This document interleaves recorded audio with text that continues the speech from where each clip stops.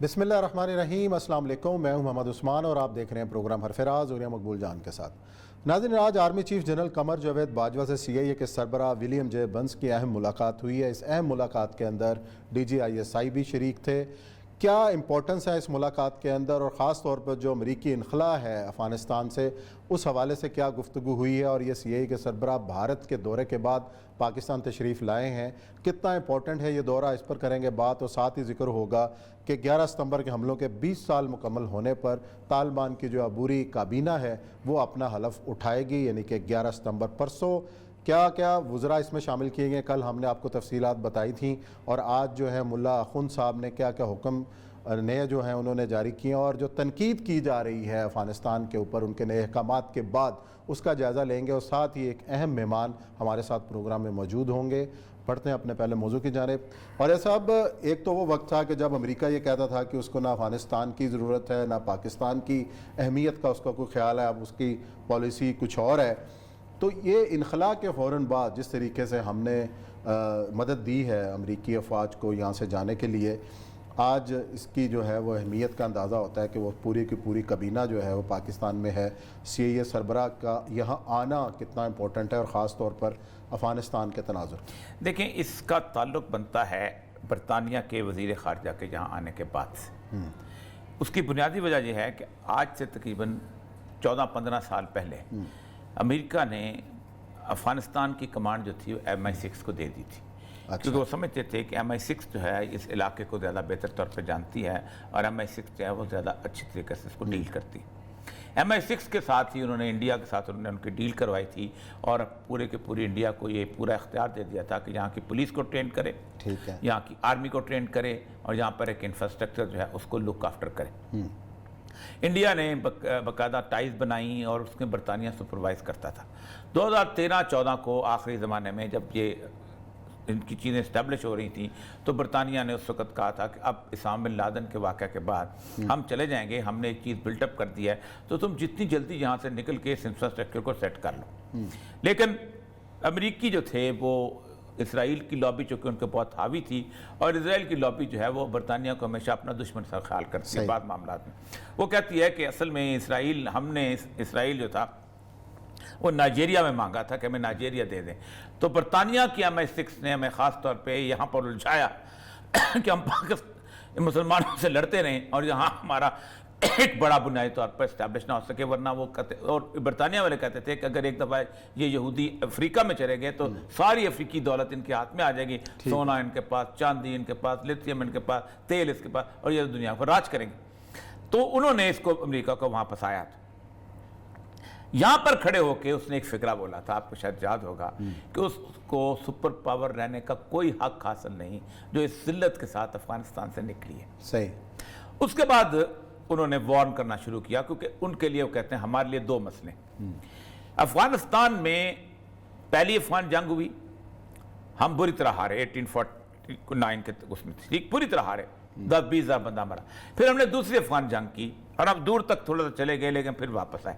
پھر جب نے تیسری افغان جنگ کی، تو ہم نے تیسری افغان جنگ میں گندمک کا ایگریمنٹ کے تحت ڈیورن لائن بنائی یہاں پر، اور ایک رائے ایمو جو تھا جسے آکسس ریور کہتے ہیں وہاں لائن بنائی، اور اس لیے بنائی کہ ہمیں پتہ تھا کہ اس پورے علاقے کے اندر روس کا انفلوئنس ہم نے روکنا ہے، حالانکہ اس وقت زار روس کا معاملہ تھا۔ 1917 کے انقلاب کے بعد روس ان کے لیے پھر بڑا مسئلہ تھا، یورپ کے لیے ان پورے علاقوں کے اندر ہیجمنی کا مسئلہ۔ وہ کہتے یہ ہیں کہ یہ جو تم نکلے ہو، تم نے پوری کی پوری کھلی سپیس دے دیا روس کو، اور اگر روس کو سپیس مل گئی، وایا چائنا بے شک ملی، جب وایا باقی اور ممالک ملی، تو ہم یہاں ختم ہو جائیں گے، اور اگر ہم یہاں ختم ہو گئے تو روس پھر ہمیں وہاں یورپ میں چین نہیں لینے دے گا۔ یورپ میں والے کہتے ہیں کہ it is a new emerging malign, ایک نیا کینسر ہے کہ جو ہمارے درمیان پیدا ہو چکا ہوا ہے، اور آپ کو پتہ ہی ہے کہ زار روس کے ڈیزائنز کیا ہیں، اور سب سے بڑی پھر لڑائی جو شروع ہوگی وہ یوکرین کی لڑائی ہوگی، کیونکہ یوکرین کی لڑائی میں آپ خود کو پتہ ہے کہ پولینڈ کو ناراض کر کے وہ کس طرح وہاں پہنچے ہیں، اور اس کے ساتھ انہوں نے امریکہ نے اور پوری یورپی برادری نے یوکرین کے اس بادشاہ کو، اس حکمران کو جس نے کو کیا ڈیموکریٹک گورنمنٹ، اس کو تسلیم کر لیا، ایز اے لیجیٹیمیٹ رولر تسلیم کر لیا، تاکہ روس کے ساتھ لڑائی ہو۔ اب یہ آرمی چیف یہاں پہنچے ہیں، CIA کے چیف صاحب، یہ چاہتے ہیں کہ کوئی ایک راستہ ایسا ملے کہ امریکہ یہاں سے مکمل طور پہ بوریا بستر گول ہو کے یہاں سے نہ نکلے.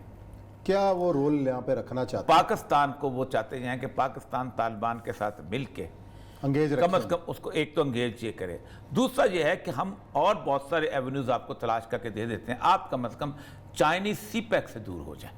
اچھا، کیونکہ چائنا کے اس ساتھ پر ہم کمپرومائز کر اس سکتے پر ہیں؟ ہم کو نہیں، ہمیں گزشتہ یہ جو ڈیمانڈ ہے ان کی، کیا ہم اس پہ کمپرومائز کر سکتے ہیں؟ ہم نے 2-3 سال سے بڑی کوشش کی ہے کہ بٹوین راستہ نکلے. سلو کر دونوں ساتھ چلے رہے ہیں. اچھا، ہاں، پہلے والی بیوی بھی ساتھ رہے، دوسرے والی بھی ساتھ رہے، لتر کھاتے رہے لیکن ساتھ رہے. یہ ہم نے بڑی کوشش کی ہے. پوری 2-3 سال ہم نے یہی کوشش کرتے رہے. وہ کہتے ہیں ہم نے آپ کے انڈیا سے صلح کرا دیتے ہیں، ہم آپ کا کشمیر کا مسئلہ حل کرا دیتے ہیں، ہم آپ کا سارے کا اکانومی کے آپ کے پورے کا پورا اوپر تک، یہ پورا تاجکستان ازبکستان کا علاقہ جو ہے وہ آپ اس کے اوپر حاوی ہو جائیں. لیکن چائنیز انفلوئنس اس کو جہاں سے نہ آگے آنے دیں. اب میرا خیال ہے بریک لے لیتے ہیں، آپ ذرا تھوڑا سا اس نہیں، کے میں بعد ٹھیک کر دوں. اچھا، اس انفلوئنس کو وہ بنیادی طور پر آگے لے کے جانا چاہتے ہیں. اب ایسی سطح پر CIA چیف جو پہلے وہاں گیا تھا جس کو انہوں نے چھپایا تھا، اب پاکستان آیا ہے، پاکستان میں ان دونوں سے ملا ہے. اب دیکھیں کسی پولیٹیکل لیڈرشپ سے نہیں ملا.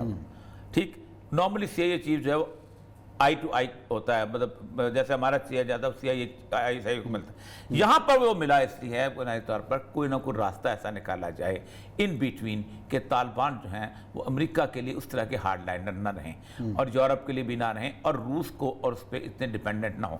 جبکہ عملی اقدامات کوئی نہیں. لیکن انہوں نے تو ویلکم کیا ہے اگر امریکہ امداد دے گا دیکھیں تعمیر کے جو لیے. روس، اس نے تو $3 کروڑ دے دیے چائنا نے، پاکستان نے بھی ان کی امداد پہنچا دی. آج گئی ہے ٹھیک ہے، امداد. وہاں وہ کہتے ہیں تم نہیں کرو کہ ہم تمہارا کان مڑوڑ دیں گے، ہمارے یہ کر دیں. دنیا میں مبصرین یہی کہتے ہیں کہ امریکہ اور یورپ جو ہے وہ امداد بعد میں دیتا ہے، پہلے کہتا ہے تم لڑکیوں کے کپڑے جو ہے وہ کم جو ہے اس پہ کمپرومائز کرو اور یورپ کے لیے بھی نہ رہیں اور روس کو اور اس پہ اتنے ڈیپینڈنٹ نہ ہوں. جبکہ عملی اقدامات کوئی نہیں.